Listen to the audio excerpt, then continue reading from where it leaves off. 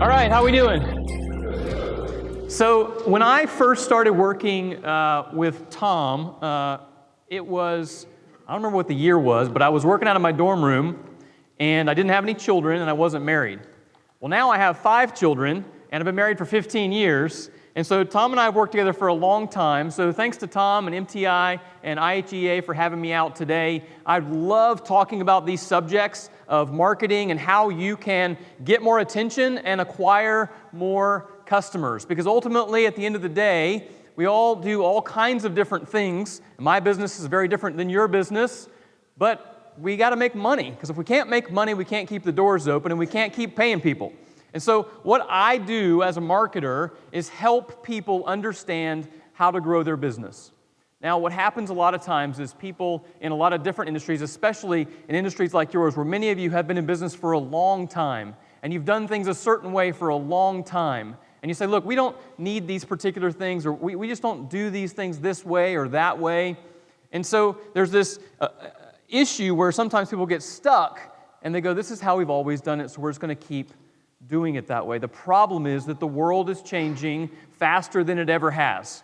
And so what I hope to do today is give you some insights to make you realize how important some of these things are, give you some time to talk about it amongst your tables, and hopefully if I have some time at the end, I will leave some time for some Q&A, hopefully. If I don't have time for that, I will hang out in the halls and answer questions as long as I can today if it's helpful. So one of the things I was thinking about last night was I really wanted to personalize this presentation a little more and wanted to dig into who you actually are as companies. So by showing of hands, who among us here, how many of you care about your reputation as a company? Right. Now, do you think that your reputation is safe online right now? I'm going to show you a stat. These are from numbers that I pulled last night.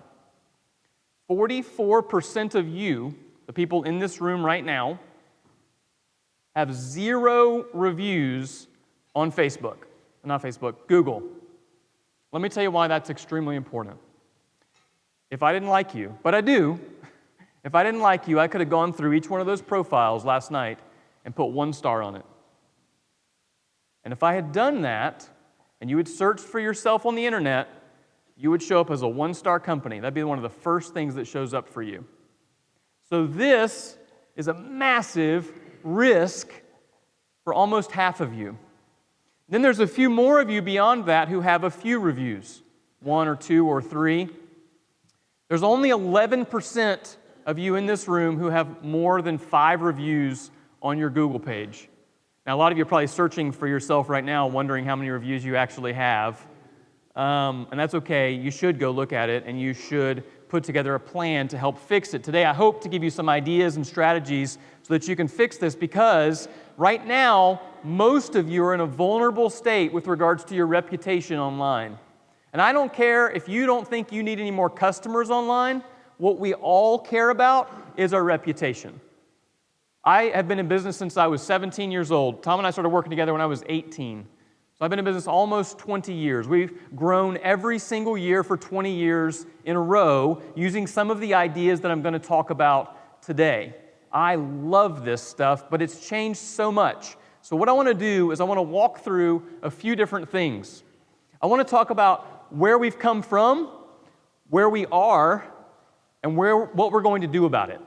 Because we have to know what we're going to do about it in order to protect your reputation, and ultimately, for those of you who would like to acquire some more customers and get some more attention, I mean, that sounds pretty good to me, too. So I hope that sounds good. We're going to jump through. I'm going to start here.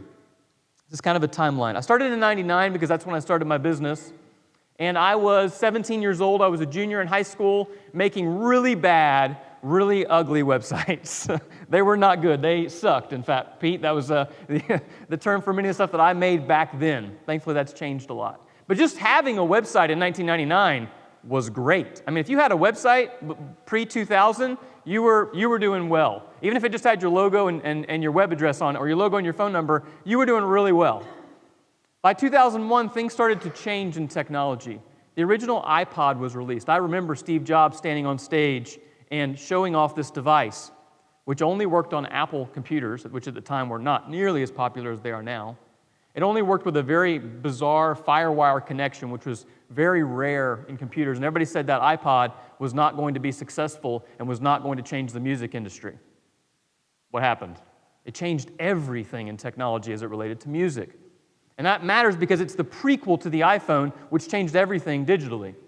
2004, everyone needed a website, and Facebook began. So think about this. 2004, Facebook was just started. So 5 years ago, before that, when I started my business, social media wasn't even a thing. We've all had to learn how to adapt to these things. Anybody who's been in business for a decade or more has had to learn how to adapt to these things. 2007, the iPhone is released, and mobile is starting to get more serious. I remember when Steve Jobs stood on the stage and talked about that. He said it was a phone, an internet device, and a mobile computer, all in the palm of your hand. But it was slow, and it was fat, and the internet on it was really slow. But that's changed very quickly. 2009, responsive design starts to become a thing. Anybody heard the term responsive design? Not a ton, so that's good. That's what I'm here for, is to help educate. So responsive design is the idea that your website, if you take the browser window and you scale it back, you'll see the whole site kind of scale down and fit within the size of a mobile window. Because now your website needs to, as Pete said, be focused on being able to work on a 30-inch display on somebody's desktop or on a 3-inch display in somebody's pocket. Now, the original guidance when we first started making mobile websites back in the day was that people only wanted mobile websites for information that they might want to acquire on the go. But is that true? Like, think about how you use your phone now. When do you use it? All the time, right? You use it sitting on the couch, you use it in between sessions, you use it sitting at the table. So you don't always need to know just the things while you're on the go, like directions and phone numbers and things like that. You want to know everything from the palm of your hand. Well, does your website do that? Responsive design began in 2009, and it allowed us as developers to build sites that scaled across multiple platforms. Also, don't worry too much about trying to jot down every single note that's on these slides. I'll give you a link at the end. You can type your email address in, and I'll just email you a copy of this slide deck, so you'll have a copy of this as well. iPad was released in 2010. Things are starting to change even faster. Mobile users passed desktop users in 2014. What does that mean? Actually, the last time I spoke here at an MTI event, we were down in St. Thomas. Y'all know how to put on a good event, by the way, don't you? Whoever was in charge of these events, Tom and the rest of the team, great job. Mobile users pass desktop users. So what I mean by that is that there are more people accessing most websites from a mobile device than from a desktop computer. That was a huge shift, because now there's this mobile-first mentality of what do we care about? Well, we care about the mobile user first because they're the most prevalent from a statistics standpoint. Now, I ask you another question. Do you know how many of your users on your particular website, because this varies by site, are from mobile users? You should, or somebody on your team should at least. And if you don't know that, you need to have the right tools installed, which we'll talk about that in a little bit as well. Google Analytics is free, really easy to install, and we'll give you all of that data. So where are we today? I want to show you some information, some statistics that I think are really relevant, and we're going to talk about where we are today. So you have a website. Who in here has a website? Great, everybody.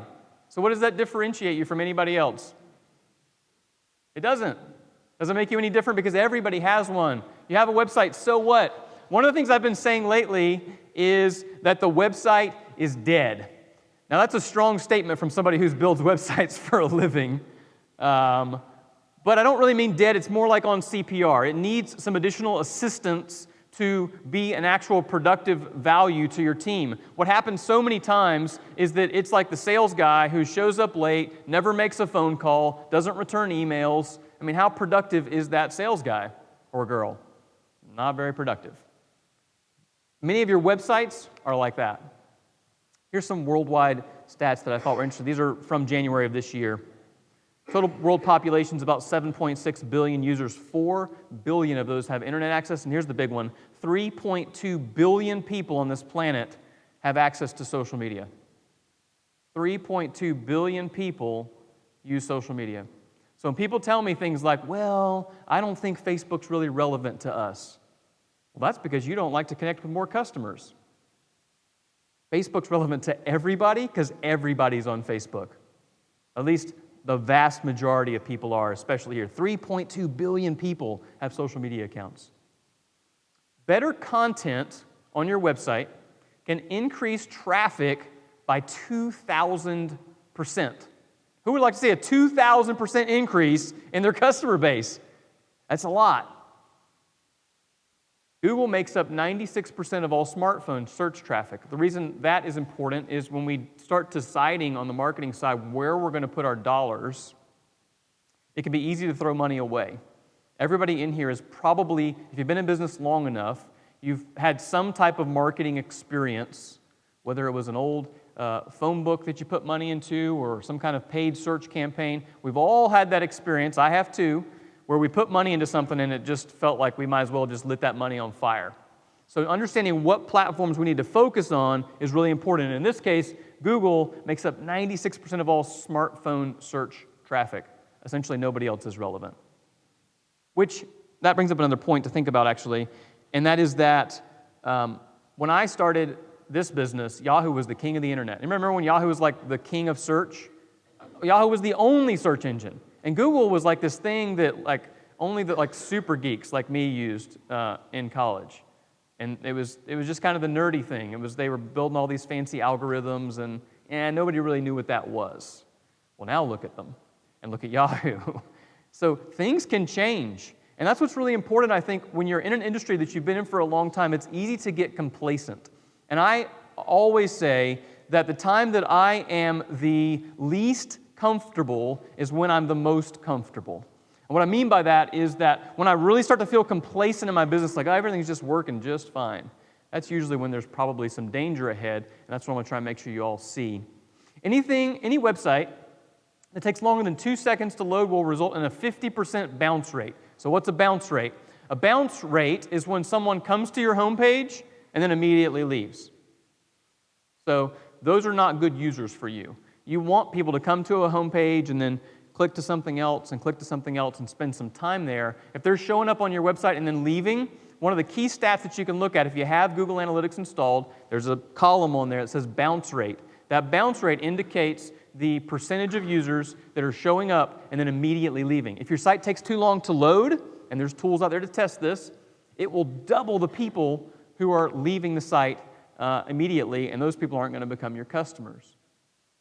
Having a video thumbnail in search can increase your results, can double your search traffic. If you're not doing some kind of video work right now, it doesn't have to be super high-end polished stuff. It doesn't have to be super professional. It could be somebody telling a testimonial that they shot on their iPhone. I mean, I've got an iPhone right here recording one of the shots from this talk, and it's shooting in 4K. I mean, it's amazing what you can record on a small device, and you can get people on your team engaged to share stories about projects that you've worked on, things that have been successful, things that haven't, something that your company does differently than somebody else.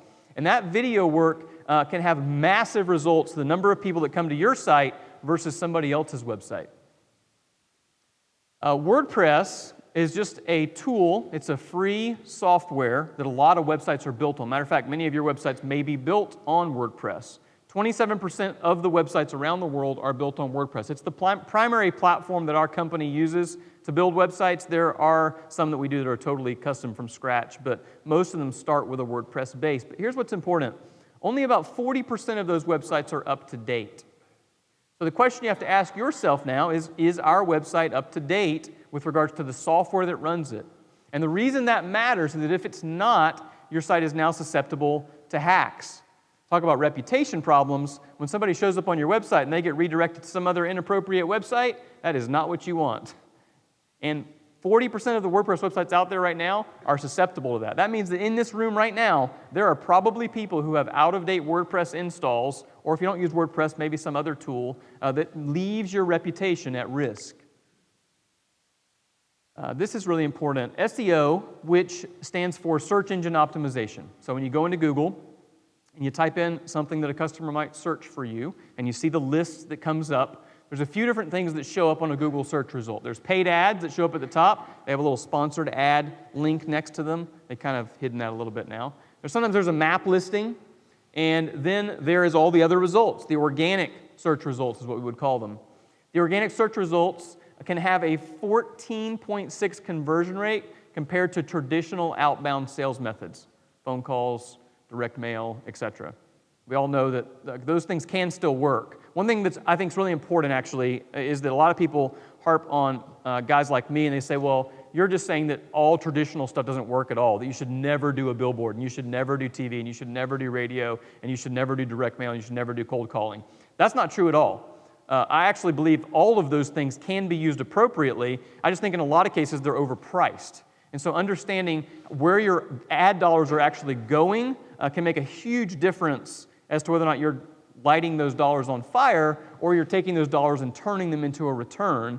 And what's beautiful about digital marketing and what you should know about your own digital marketing is what kind of return you're getting.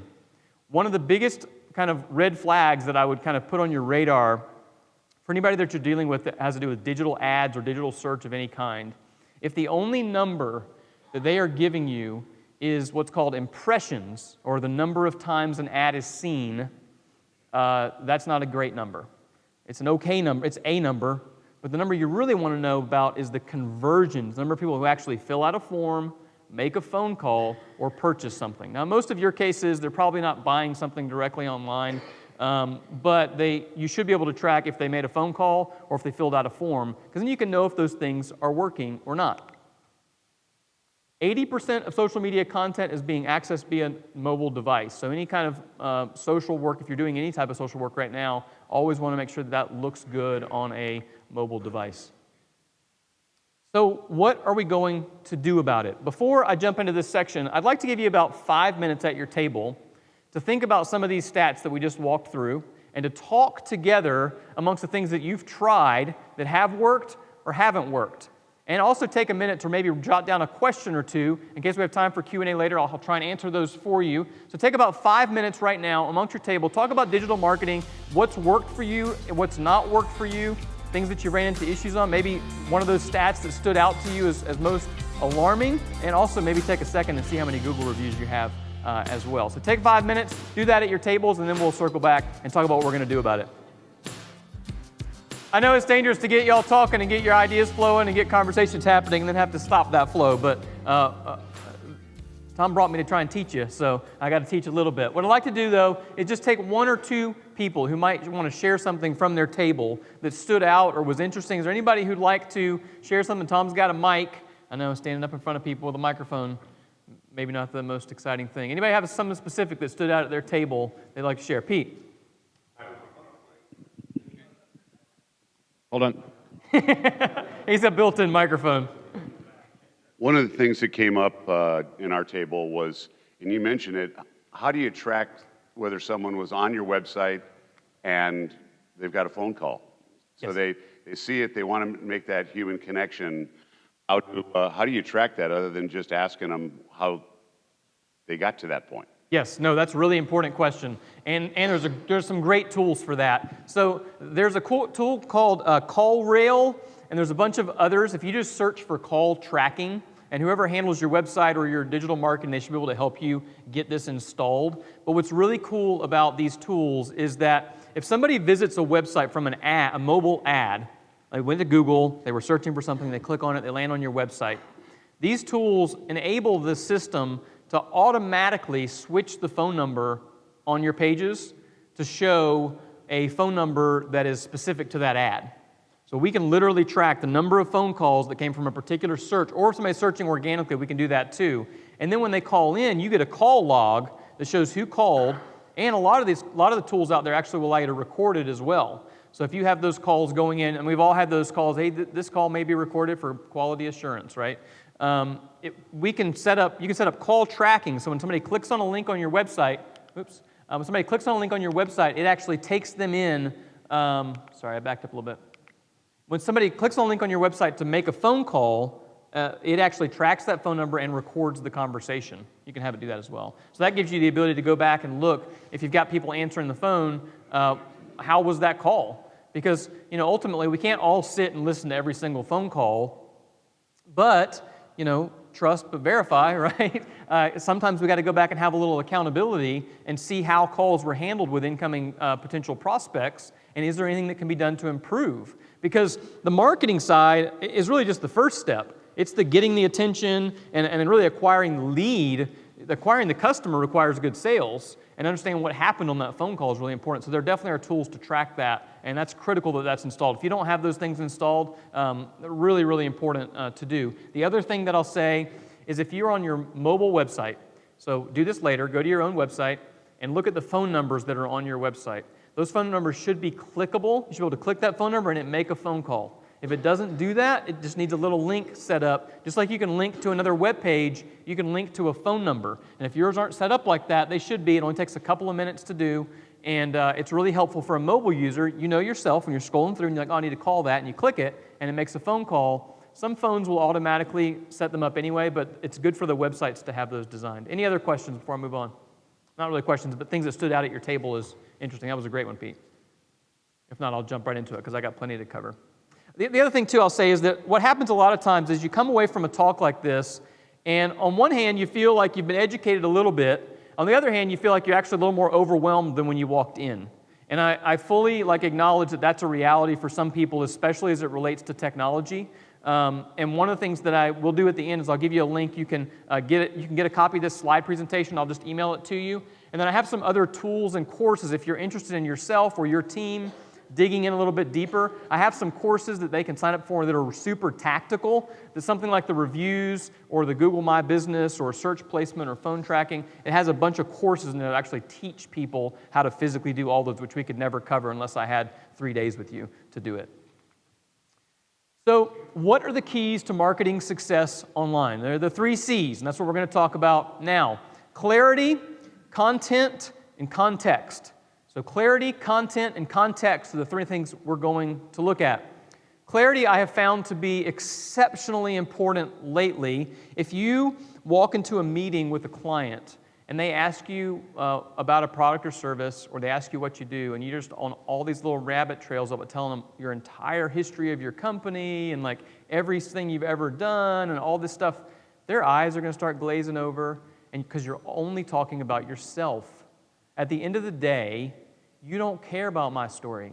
I do like to talk about my story, but you don't care about my story. You care about what my ideas could do for your business. And your customer doesn't care about your story. That's a hard thing for a lot of people to hear, especially when you've been in business for a long time, because your story is really important to you, because there's a lot of history there, and there's a lot of life that's happened. But your customer, at the end of the day, cares about what you can do for them. We are not the heroes to our customers. We're the guides. We're the ones that come alongside them and help them be the hero in whatever their story is. And clarity on your website and in your messaging is really important. Here's a site that we worked with not that long ago. This is a before. Reveal Global Intelligence. I don't know if they work for the FBI or what. Lots of text, not a lot of clarity. I don't even know what they want me to click on. Maybe this, want to cut to the chase. Not a lot of clarity on what they do. So we redid this site. Hiring is hard. We make it easy. So what do? They help people hire. Hiring is hard. That speaks to something that we've all experienced. Anybody in here that's hired anybody knows that hiring can be hard. Getting the right people in the right seats is one of the most difficult things in any business. What does this company do? They help make it easy. Well, that sounds good. That sounds like something that I need, especially if I just searched for how to hire better, how to find the right talent. And you'll notice there's a clear call to action, both in the top right and in the center. It's something I really encourage on sites. Logo in the top left, call to action in the top right, call to action in the middle. We made these adjustments on our own website last year and changed our methodology for our own clarity, and we increased our own leads by about 50%. That's substantial. Here's actually our site after. I didn't have a before one, which is a shame, but you'll notice it's very focused. What do? We help people get attention and acquire customers. Marketing can be confusing and expensive. Everybody's experienced that. We make it clear and effective. Contact us. I don't tell my whole story. I don't talk about my 5 kids. I don't talk about my team. I don't talk about how great we are, or how we're the best, or how we're the #1 web design company in the whole world. They don't care about that. They care that I can get them more customers. That's it. Now, the other things speak to that, for sure. My experience speaks to that. Your experience speaks to your ability of what you're able to do for the customer. But the very first thing you tell them should be this crystal clear. This book is an absolute must-read for anybody that cares about clarifying their message. I love this book. I read it last year. I made everybody on my staff read it. We actually take the methodology in this book and we use it for every one of our marketing clients now. It has a very clear roadmap. If you feel like when you go to the homepage of your website, it is not immediately clear what you do and what you do for the customer to help them, this book will help you. Building a Story Brand by Donald Miller. The guy's absolutely brilliant. He has a program called the Story Brand Framework, and you build out this brand script for your company, and it has had substantial improvements for every marketing client we've taken through. It's been one of the best tools that I've used probably in the last 20 years, and that's a strong statement. So we talked about clarity. When you first go to your website, is it clear what you can do for somebody else? Does it pass the grunt test? That's one of the things that I walk through in the ebook that you can grab later. Now we're going to talk about content. Video. We talked about video, but now I want to show you some important stats that are really impressive. The average user spends 88% more time on a website with video. 88%. Do you want your customers to stay engaged with you for 88% more time? Yes, you do. And so how do you do that? Video. 45% of people watch 1 hour or more of Facebook and YouTube videos per week. Here's something that's really interesting. Facebook video, which Facebook did a big launch for that last year on a platform called Watch, and YouTube are now replacing traditional television. Traditional television is going away. It has been for a long time. It's being replaced by on-demand services like Netflix, but a lot of that other entertainment is shifting to Facebook video and YouTube video. Social video generates 1,200% more shares than text and images combined. So that kind of goes back to the old adage, if a photo's worth 1,000 words, then a video's worth 10,000 or something like that. Video increases that a lot. And the video on a landing page, so you may or may not know what I mean by a landing page. By landing page, I mean a single web page that has one single purpose, that's to collect a single piece of information. So at the end of the talk, I'll give you the opportunity to download the slides. You'll land on a landing page, and it will ask for your email address. That's all it wants. And then it will send you the slides. And then it will give you other opportunities to look at other things that my company and I offer. And a landing page that has video increases conversions by 80%. Locations for video. There's a lot of different ones, but the two I want you to think about the most right now are obviously your website, but YouTube and Facebook as well. YouTube is a great place to put all of your videos. Any kind of video that you produce, put it in your YouTube account. If you don't have a YouTube account, they're free to set up. They're very easy to use. You can add as much video on there as you want. They don't charge you for it, which is great. And the YouTube videos can easily be copied and put right into your website. Facebook is a great place to share things as well, but when you're thinking about Facebook, we're going to talk about this in the context section in a second, but think about how people are viewing those videos. The video should not be you telling the history of your company and how great you are. The video should be you showing off a new, cool thing that your company does that's interesting. It should be telling a story of somebody who worked with you who had a particular problem, and your company came along and helped them solve that problem. Those are the kind of stories that you want to share on social.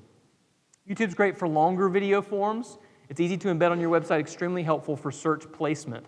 If you've ever searched for something on Google and you've seen the little video thumbnail sometimes show up in the search results, you're way more likely to click on that. Well, the way that you can make that happen is by putting your videos in YouTube and putting your YouTube videos on your website. That can have, it doesn't always work like this. There's all kind of magic behind how Google works sometimes. But you're more likely to have that video thumbnail show up, which is really important. Facebook's easy to target to specific demographics, which we'll talk about in a second. It's easy to get high levels of reach, and it's also easy to create community engagement. Here's an example of a simple video that we did for a local pool builder, talking about core values and how he works with other people. For $50, which is nothing, he reached 1,200 people, had 6,000 views, 85 likes, 47 shares, 22 comments, and he had to stop his marketing campaign with us because his sales team could not keep up with the leads. That's a good problem for $50. That's how powerful video can be. Here's one we did for ourselves. We had almost, for $50 again, 20,000 reaches, over 11,000 views, 128 likes, 15 shares, and 20 plus comments. And these types of engagements create opportunity when you're in particular environments where people walk up and go, oh, I saw that video. That was so interesting. That was so neat. I didn't know you guys did that. I didn't know about this particular story. Audio. This is an interesting one because I think a lot of times people think, well, audio is kind of old, right? Radio type of things. But podcasts have done this over the last few years. They've exceptionally grown, and people are listening to podcasts and using audio in ways that they might not have done before. Here's how this could apply to you. You could do a short conversation with somebody else in your industry about things that they particularly do. MTI could do some kind of a podcast where they interview members and talk about their stories and how they've grown business over time. It creates engagement and exposure. So I started this podcast, Building a Business That Lasts, last year in August, and it's just been exceptional. It's given me so many opportunities to speak at events and be in front of people. And the beauty of this podcast and the way it's designed for me is an ideal customer for my company is somebody who's been in business for 5 or 10 years. They understand what they do really well. They don't need me to run their business. They just need me to help them get more attention. And everybody that I interview on this podcast is somebody who's been in business for 10 years and knows a lot about business because it's about them telling their story, not about me telling my story. And it's created a ton of engagement. So thinking about how you could use audio in particular places as well as video can be really valuable. Think about these tools that really have hit the market not that long ago. How many people in here actually have an Amazon Echo? I'm curious. The Alexa thing. A lot. Look around the room. Wait, keep your hands up. That's a lot of people. How many people have a Google Home? Couple. How many people have an Apple HomePod? One. That's my Apple guy. I like that. That's amazing. Amazon was nobody in this space not that long ago, and they've created an environment where when I say Alexa, I'm surprised something doesn't start talking back at me in here, right? And sometimes she randomly starts talking, and it's a little creepy. Matter of fact, I heard this story about Alexa where I guess there were some of them that were randomly laughing, out of nowhere.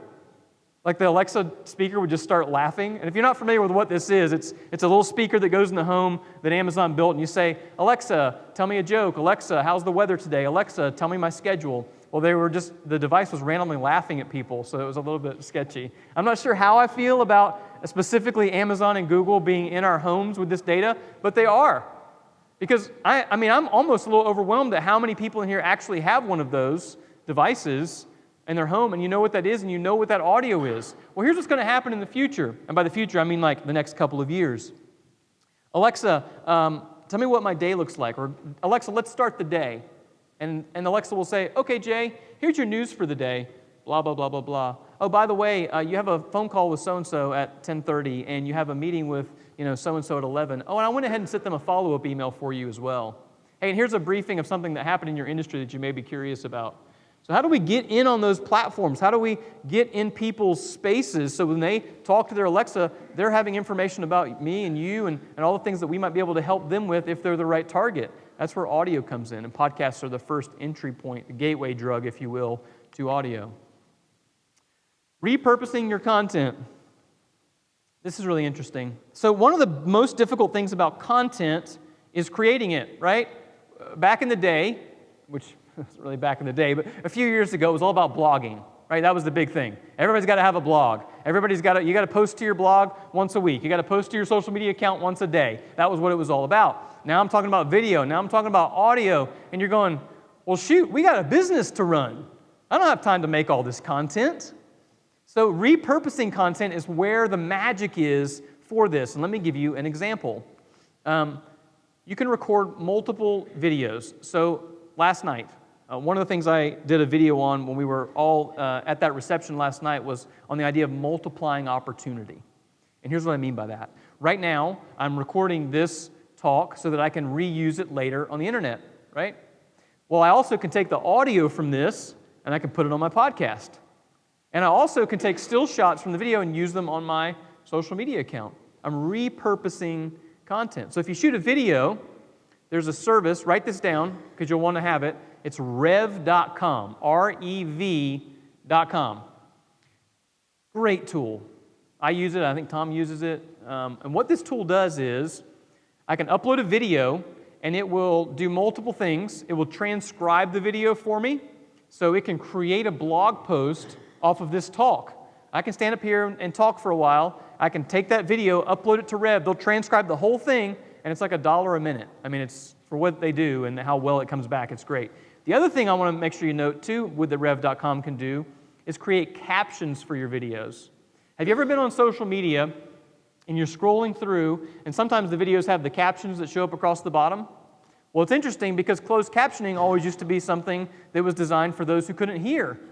But now it's designed as a disruptive tool in social. People don't put captions on, I'm sure it's a great value for those who can't hear it, but that's really not the primary reason most people are putting captions on their videos. It's because by default, a lot of times the audio is off, and you're scrolling through and you see the words pop up on the screen and you start to want to read them. Your brain naturally wants to read the captions. It slows you down when you see the captions scrolling up. So rev.com lets you take a video, upload it to that platform, and they will send you the little caption file that gets tagged right on it. You don't have to do any of the heavy lifting technically. Anybody can do it. It's super easy. Really great tool. So you can transcribe a video that you did and put it on a blog post. You could export the audio from a video and put it on a podcast. Now you've got all these different vehicles from one piece of content. Repurposing content is one of the most kind of insider secret tricks to pulling off a lot of content. When you see people that have tons of stuff that's coming out all the time educationally, this is a lot of what they're doing. And people learn differently, right? Like some of us want to watch a video, some of us want to read a book, some of us want to listen to it. All of us learn a little bit differently. And so by doing that, you're hitting all those different areas that people might be in. Context. So this is important because the platforms that you use to put content on, whether it's your website or Facebook or YouTube, how you put that content on there, the context of that platform is really important. I'm going to focus specifically on two right now because they're probably the most interesting to most people, and I think they're also the most important, search and social. So I'm going to ask a question. What does Google know versus what Facebook knows? Who thinks they might know? What does Google know? What did you say? Everything. Yes, they do know pretty much everything, but there is a distinction between the two. If they ever merge together, we're in big trouble. Yes. Google knows what people are searching for. Google knows what people are looking for. And what does Facebook know? Facebook knows who people are. And they know everything about everybody. If the latest, Mark Zuckerberg sitting in front of Congress doesn't reveal that, nothing does. They knew everything. They know what people click on. They know what videos you stop and scroll on. They know what videos, they know what photos you stop and look at. They know what photos you click on. They know what links you click on. They know all those things along with all the other things that you give them. Matter of fact, if you have a Facebook account, in your privacy settings, if you go into the settings account on the device, you can actually see a list of all the advertising metrics that they have against you. So for me, it would say something like, father of multiple children, married, lives at home, lives within a certain distance of his siblings, travels frequently, likes Apple devices, is a technology early adopter, is relatively conservative. It'll list all these things about me, none of which are things that I told it. Now, you can actually clear that profile, and Mark Zuckerberg does say it actually gets deleted, but I'm not sure I believe him. I'm not sure Congress does either. Although, I don't know if anybody watched that, but it made me a little bit uncomfortable with Congress because Mark seemed like he was smarter than everybody else in the whole room, which was probably true. That's why he's not in Congress and he's running a private business. But Google knows what people are looking for. Facebook knows who people are. Now, there's something that I think might happen, and this is a little bit predictive. I'm surprised it hasn't already happened. Is that if Facebook starts offering and including, which this has got to happen. It's a no-brainer for them. And the only reason they maybe haven't done it is because of monopoly stuff or something else that they're concerned about. If Facebook builds in web search directly into their platform, Google's in big trouble. And I don't know what they're doing about that to try and combat that, because what Facebook has is more important than anything else. It's the number one thing that's most important in marketing. Does anybody know what that is? Attention. Attention is everything, especially in our world now. Like, how distracted are we? I mean, for me to come speak on a stage now versus, pre-iPhone days is way harder, because I have to keep your attention more than the device that's buzzing in your pocket or the watch that's vibrating on your wrist or any number of other things. And that's hard. Keeping people's attention is hard. Facebook has attention, and if they build in search, Google's in trouble. These are ad dollars. Interesting to see where the money's going. It wasn't that long ago that people said that Facebook had no monetization strategy. I think it's working out fine for them, because all they've done now is restricted your business pages, all business pages, so they just don't show up unless you're spending money on it. So then what do?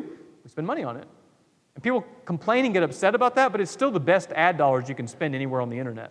No question about it. Matter of fact, even with their increase, they've increased the cost per click over the last year by about 43%. Wouldn't you love to be able to increase your costs 43% year over year? And it's still a great value. These are $12 billion. This was actually a year or two ago, so I think it's closer to 15 now. And you can see Google makes up the majority of that, but Facebook is inching in on it, and a lot of other platforms that make up the rest of it. We rewind back to the beginning, we talked about 3.2 billion people on social as a whole, but this is kind of the mix. I know some of this is small. I'll send you the slides, but I want to just look at it specifically. There are about 2.2 billion people on Facebook worldwide. 2.2 billion people out of 7 billion have a Facebook account, and these are active monthly users, people who log in at least once a month. That's crazy numbers. So when you say things like, well, our customers aren't on Facebook, I do not believe that is true. These numbers, 2.2 billion people, to say that your people aren't in that group, probably not true. YouTube's made huge leaps over the last couple of years. These stats from a year ago, YouTube was at 1 billion users. They're now at 1.5 billion users. How would you like to add 500 million customers in a 12-month period? That's what they have done. The other little outlier, which if you had asked me 4 years ago about LinkedIn, I would have said the platform was dying. Now I actually totally reversed that. Last year, LinkedIn had about 130 million active monthly users. Right now, they have 260 million. That's still nothing compared to Facebook's 2.2 billion, but they've doubled in the last year. Microsoft bought them out, and that platform is priceless. If I have time when I get to the end, I'm going to show you a really cool trick that's very tactical on LinkedIn. You can actually export a full email list of everybody you're connected to on LinkedIn, and that is a powerful little trick. So you can see how many people are on this. A lot of these are chat apps. Some of them are foreign apps that we don't use. The other thing that I want to just point out on this is Facebook, YouTube, number 1. WhatsApp is number 3, which Facebook also owns. And Facebook Messenger is number 4, which obviously Facebook owns. These messenger platforms are enormous. The open rates on typical emails are under 10% now in most cases. The open rate when you send a Facebook message to somebody is 83%. 83%.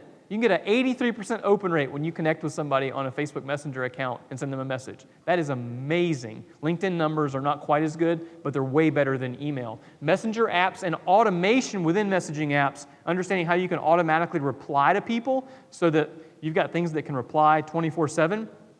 Huge opportunity out there to automate what we were talking about earlier. Pete said the number of desktops, kind of the additional number of salespeople. Well, imagine having literal, Facebook robots and website robots that can reply to customers and give them key information over time. Huge opportunity out there. Social ads are a must. The only one I want to point out is the middle one, which is average reach versus page likes is 8%. So if you're not paying for ads on your Facebook page and you're not paying to boost your posts, don't post anything on Facebook, basically. You're just not being seen by anybody. I have thousands of users on a lot of my pages, and unless I boost those posts and put some dollars behind them, it doesn't make sense to do. And this slide's not showing up right, so I'm going to tell you what it says. This slide is talking about the way to set up a Facebook ad campaign as it relates to the various options that are out there. So when you go onto Facebook and you want to boost a post, have you ever seen that button before? It's a little blue button that shows up on your post that says Boost Post. You can click on that, And one of the most common ways to boost a post is with friends and followers. So people that follow your page and their friends. Because we all know in business that one of the best ways to get new business is referrals. I mean, I'm in digital marketing. I've done this thing my whole life, but still the number one way that I get new business is still referrals. It's people telling people telling people. All technology does is gives us a way to make it easier for people to tell other people. It's the same thing, the same referral system that we've all used for decades, but it allows us to connect with them. The other thing about Facebook ads is you can build out particular targets. You can now search for people with particular interests, particular likes that they like, particular job titles. You can target ads against people in very specific demographics. These are boosted posts versus non-boosted posts. 153 reach. This is on a page that has probably 3,000 likes. For $1, it quadrupled that. Google's the king of search. We talked about that a little bit earlier. These numbers are actually from last year. This number's over 80%. The 96% number that I gave you earlier, that was from mobile devices. So mobile devices, they're far and away the king. On desktop, they're still the king. Microsoft's done a good job with Bing, but I don't think they have a chance at the moment. I think Facebook is the real contender, even though they're not even in the market yet. So watch for that the next couple of years.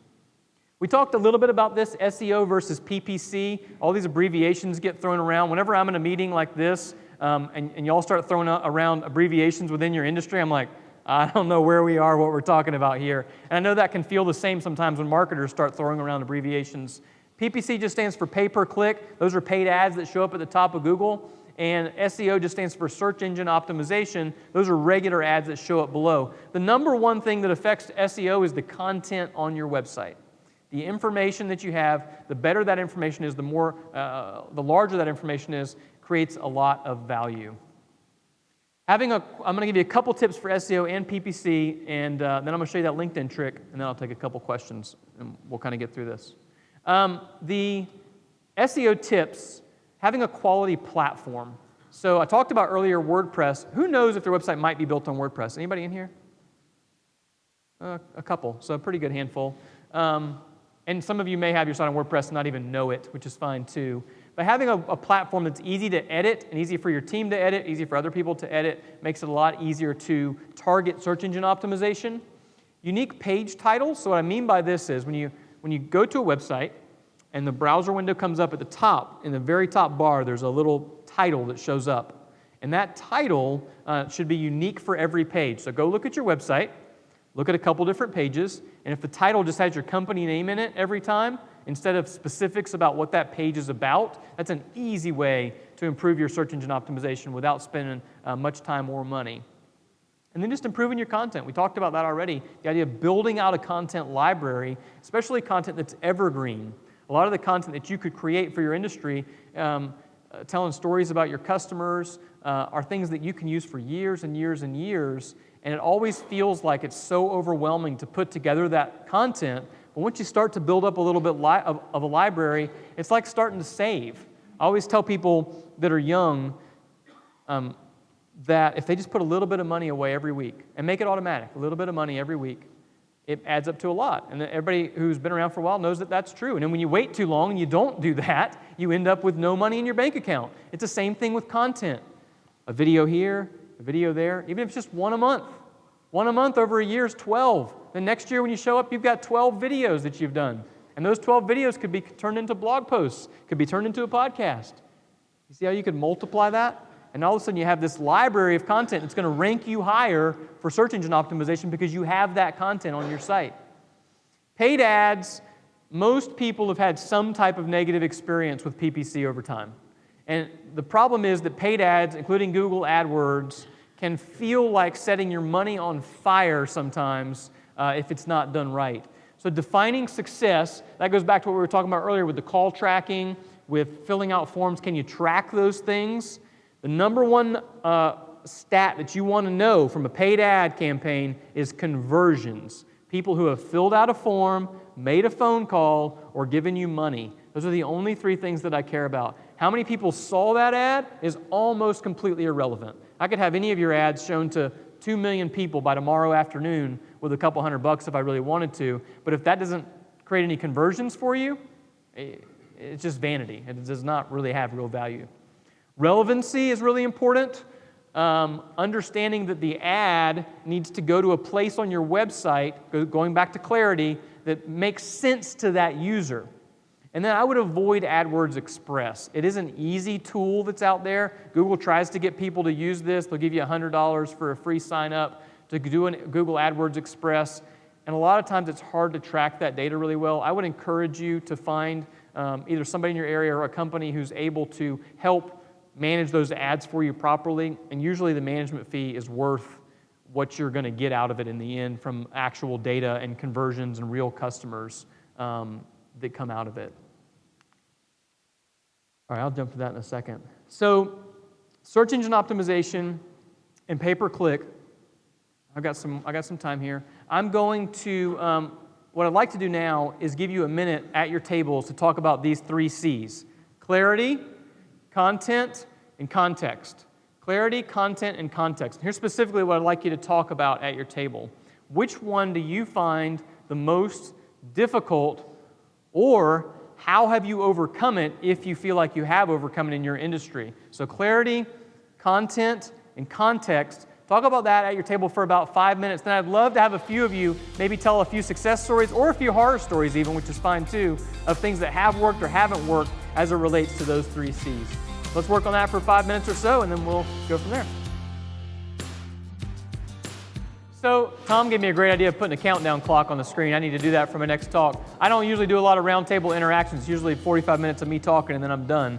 So I'm glad that you're having conversations, though. I'm glad that there's things that you're kind of going, oh, what about this and what about that? Things that are interesting to you.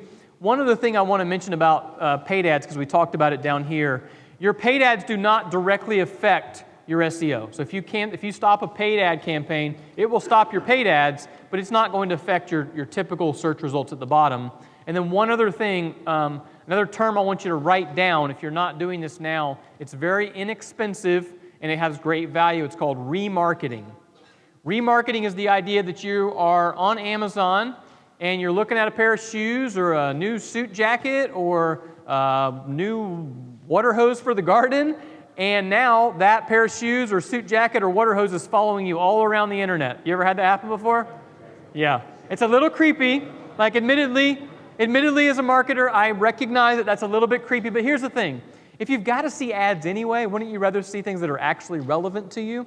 So maybe not, but anyway, remarketing is the idea that you can run a campaign just like Amazon does. Very inexpensive, and what happens is somebody comes to your website, and the powers of the internet know that they visited your website, and now around the internet, different places, we can have display ads that pop up in all kinds of places that have a lot of value. It could be industry specific. Most websites are serving ads that come from Google. And so it could be a trade-specific magazine or website. It could be something totally unrelated, and you're just wanting to kind of follow them around the internet in general. That creates value because you've got somebody who came to your website, they've got some kind of interest because they were there, and then now you can show your brand to them over and over and over again, and you'll start hearing people say like, oh, I see you guys everywhere. People say that to me. If you go visit our website at designextensions.com, we'll start following you around the internet, and then you'll be like, oh, I see you guys everywhere. And it feels like to the customer that you're this giant company who just places ads all over the internet. But it's not like that. It's targeted, and targeted ads are always better. So who wants to learn a very specific trick on LinkedIn to be able to get all the email addresses off of there if you would like them? Anybody? It's pretty fun. So, if you don't have a LinkedIn account, I highly encourage you to get one. I've had a lot of great engagement on LinkedIn with people all over the country over the last year especially. That platform, I think, has really taken back off again. And what LinkedIn allows you to do is go in and search for people in particular industries, people with particular job titles, people within a particular area. You can find all kind of stuff. It's equivalent to Facebook in some of its search capabilities, but more on just the professional side. So on Facebook, I could literally target somebody and say, I only want to show this ad to women between the age of 36 and 47 who have at least 3 children, live within a certain number of miles of this zip code, have a net worth of at least $1 million, and has a white picket fence. Like, I can create a Facebook ad that does exactly that, except for maybe the white picket fence. I probably can't do that. But everything else, that's an ad. LinkedIn, you could do the same thing. You could go in there and search for free and find people. A lot of you know how to do that, but here's a really cool trick I'm going to show you. And this is actually, this whole section I walk through manually in a video that you'll have the option to get later if you want to. So what you do is you come into LinkedIn, and you're going to get these slides too, so you don't have to write down everything. You come into LinkedIn, you click on My Network at the top. Then you click on this little button over on the side that says See All, right there. Then you click on that little button in the top corner. They don't make this obvious. It says Manage Synced and Imported Contacts. And at first you might think to yourself, well, I didn't sync my contacts and I didn't import them. No, but you might not have, but you are connected to a lot of people, and this is where the magic is controlled. Then over on the right-hand side, kind of small, there's an option to export contacts. You cannot do this on any other platform. I don't know how this is still a thing, but it is. So do it now while you still have the chance before they turn it off. Then you can come in and you can pick and choose. And this lets you export basically your entire LinkedIn account. So it's kind of like exporting your Facebook account. You can literally download your entire Facebook account. Every photo, video, comment, text, anything else that's ever been put on there, they'll send it to you in one giant package. This basically does the same thing, but in this case, I'm just interested in the connections. And then you click Request Archive. It takes it a few minutes to a few hours, depending on how big your list is. And they send you an Excel file that has everybody who you're connected to in LinkedIn, their names, their titles, and their personal email addresses, or at least the email address that's connected to their LinkedIn account, which usually has to be valid. So that is a huge tool. Here's what you should not do, though. What you should not do is take that giant email list of 2,000 people or however many people it is and import it into your newsletter list and mail it out. That is spam. It is technically illegal, and you shouldn't do that. But what you can use it for is when you have a big list of people, maybe you send them a LinkedIn message to somebody you want to connect with, and they haven't responded because they don't use that platform very much, or they didn't see it, or ignored it, or whatever. You can grab that person's specific email list address and email them directly. And I mean, that is a huge value when you're trying to connect with people. I mean, there's people that I'm connected with on LinkedIn that I would never meet in real life or be connected with because of their status or level in a company or anything else. And you can get their direct email address and send it to them. So that is a really cool trick that is worth trying out. Any questions? We got a little less than 10 minutes, and I'd be happy to answer any questions that anybody has. I know there's probably a lot of random stuff you're thinking about, and if you don't think of it now, I'll try and be available in the hallway. If you want to download these, you can go to iwanttoseslides.com, type in your email address and send it to you. It will give you a couple other options for things that you can look at. One of them is this ebook. It's a 10 steps where I actually tactically walk you through some of the things. And then there's a video series that goes along with it where I actually teach on a screen share how to do all these things. You can pass them on to your team. So that's something you can consider and look at. The slides are free. The other stuff are optional upgrades you can take a look at. Otherwise, thanks for having me. It's been a lot of fun.